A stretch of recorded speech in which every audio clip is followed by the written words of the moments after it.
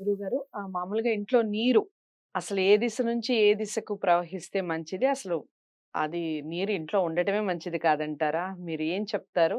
వాడకం ఏ విధంగా ఉంటే మంచిది పోనీ అదన్నా చెప్పండి? ఒకప్పుడు ఇండిపెండెంట్ హౌసెస్ కానివ్వండి, పల్లెటూరులో మనం ఏర్పాటు చేసిన నివాసాలు కానివ్వండి, హ్మ్. భవంతులు కానివ్వండి, అంతస్తులు కానివ్వండి, ఇండిపెండెంట్‌గా ఉండేవి. ఎవరి ఇల్లు వారికే ఉండేది. దానికొక ప్రహరీ, దానికొక ప్రాంగణం అంతా ఉండేది. అప్పుడు ఆ కాలంలో ఎప్పుడూ కూడా నీరు పల్లం వైపు ప్రవహిస్తుంది. హ్మ్. మనం వాడినట్టు ప్రవహించదు. హ్మ్. నేను ఎటువైపు నీళ్లు పోసినా మళ్ళీ నా కాళ్ళ వైపే వస్తాయి. సో, ప్రశ్నలోనే జవాబుంది. అంటే పల్లం వైపు ప్రవహిస్తది. హ్మ్. మనం ఇంకొక వీడియోలో చెప్పుకున్నాం. దక్షిణ పడమరలో ఎత్తుగా ఉంటుంది హ్మ్. ఏ ఇంటి నిర్మాణమైనా అని. అన్నప్పుడు మనము దక్షిణం పోసినా, పడమర పోసినా అది ఎట్టి పరిస్థితుల్లో ఈశాన్యం వైపు ప్రవహిస్తూ ఉంటాయి. హ్మ్. కాబట్టి ఇప్పుడున్నటువంటి కాలక్రమేణా జరిగినటువంటి మార్పుల గురించి చెప్తాను నేను. హ్మ్. వాస్తుశాస్త్రానికి అనుసంధానం చేసి. హ్మ్. అపార్ట్మెంట్ కల్చర్ కానివ్వండి, హ్మ్. విల్లాస్ కానివ్వండి, డ్రైనేజ్ వ్యవస్థ వచ్చిన తర్వాత మనింట్లో స్నానపు గదులకు సంబంధించి ఇతరత్రా మన ఇంట్లో ఉన్నటువంటి ఆహ్, బట్టలు ఉతుక్కునే నీళ్లు గానివ్వండి, మన ఇంట్లో ఉన్నటువంటి వంట సామాగ్రి శుభ్రం చేసుకునేటువంటి నీళ్లు కానివ్వండి, హ్మ్. ఇవన్నీ కూడా సాధ్యమైనంత అవకాశం ఉంటే ఉత్తరం వైపు ప్రవహించేట్టుగా దాని పైప్ లైన్‌ని మనం ఏర్పాటు చేసుకోవాలి. హ్మ్.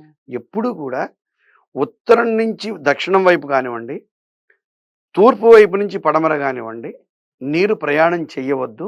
హ్మ్. తద్వారా ధన నష్టము, ఆరోగ్య నష్టం జరుగుతుంది అని జెప్పి సుస్పష్టంగా రాయబడింది. ఓకే. అయితే ఒక చిన్న మెలికుంది. హ్మ్. మాది పడమర రోడ్ అనుకుందాం. హ్మ్. హ్మ్. మా ఇల్లు పడమర రోడ్డు. తూర్పు వైపు మా ఇంటి వెనక ఇంకో ఇల్లుంది. హ్మ్. హ్మ్.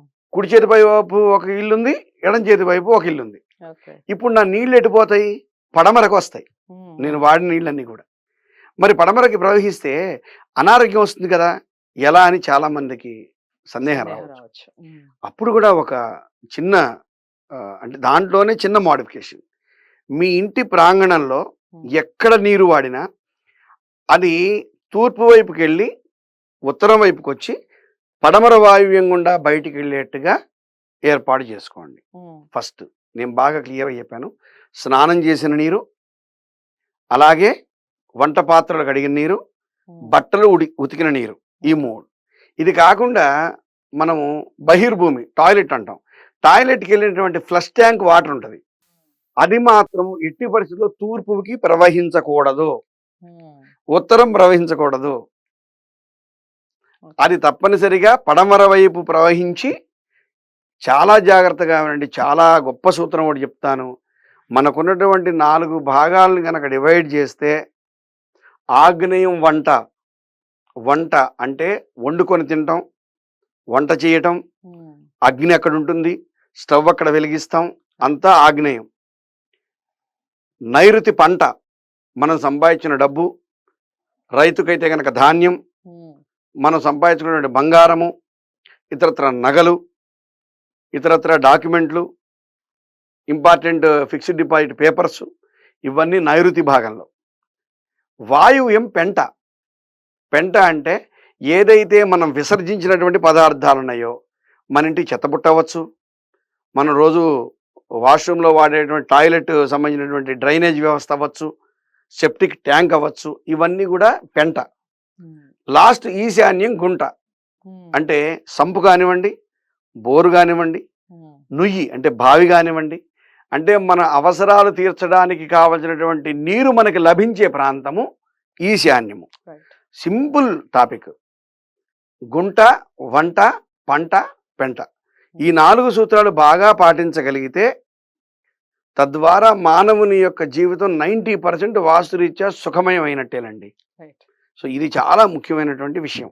తద్వారా నీరు ఎటు ప్రవహించాలో ఇప్పుడు అర్థమై ఉంటుంది. హ్మ్. ఒక్క డ్రైనేజ్ వాటర్ అంటే మనకి టాయిలెట్ ఒక్కటే. స్నానం నీళ్లు కాదు. హ్మ్. ఏదైతే సెప్టిక్ ట్యాంక్ ద్వారా మనకి బయటికి వెళ్తున్నాయో, ఆ నీరు మాత్రం తూర్పు వైపు పైప్ లైన్ ఇవ్వకండి. చాలామంది చేసే చాలా పొరపాటదే. తూర్పుకెళ్ళాలి గదా నీళ్ళని చెప్పి దీన్ని దాంట్లో కలుపుతున్నారు. దానివల్లే ఇళ్ళమ్ముకొని ఎళ్ళిపోతున్నారు. ఎట్టి పరిస్థితుల్లో పడమర నుంచి హ్మ్. వాయువ్యకి ప్రవహించాలి. వాయువ్యం నుంచి బయట రోడ్డు మీదకి డ్రైనేజ్ ఉంటుంది, అటువైపు వెళ్ళిపోవాలి. ఇది ముఖ్యమైనటువంటి సూత్రం. దీన్ని పాటించి మీరందరూ కూడా సుఖమయ జీవనాన్ని మీరు ఏర్పరచుకుంటారని మనసా వాచా కర్మణ నేను ఆశిస్తున్నాను. చాలా చక్కటి వివరణ ఇచ్చారు గురువుగారు. అదండి. ఇంట్లో నీరు ఎక్కడ ఉండాలి? ఎటువైపు ప్రవహించాలి? ముఖ్యంగా డ్రైనేజ్ వ్యవస్థ ఏ విధంగా ఉండాలి? ఎటువైపు ప్రవహించాలి? దానికి సంబంధించిన నీరు అనేది చాలా చక్కటి వివరణ ఇచ్చారు గురువుగారు. మీకు ఇంకా డౌట్స్ ఉంటే కామెంట్ బాక్స్‌లో తెలియచేస్తూ, ఇలాంటి ఇంకెన్నో విషయాలు మీరు తెలుసుకోవాలనుకుంటున్నారా? ఇంటికి సంబంధించి, వాస్తుకు సంబంధించి, ప్లేసెస్ మీరు ఇంకా ఏదన్నా కొనుక్కోవాలి అనుకుంటే దానికి సంబంధించి కావాలి అంటే స్క్రీన్ మీద కనపడే నెంబర్‌కి కాల్ చేయాల్సి ఉంటుంది గురువుగారి అపాయింట్‌మెంట్ కోసం. వీడియోని లైక్ చేసి షేర్ చేయండి. ఛానల్‌ని సబ్స్క్రైబ్ చేసుకోండి. తదుపరి వీడియోతో మళ్ళీ కలుద్దాం. నమస్తే.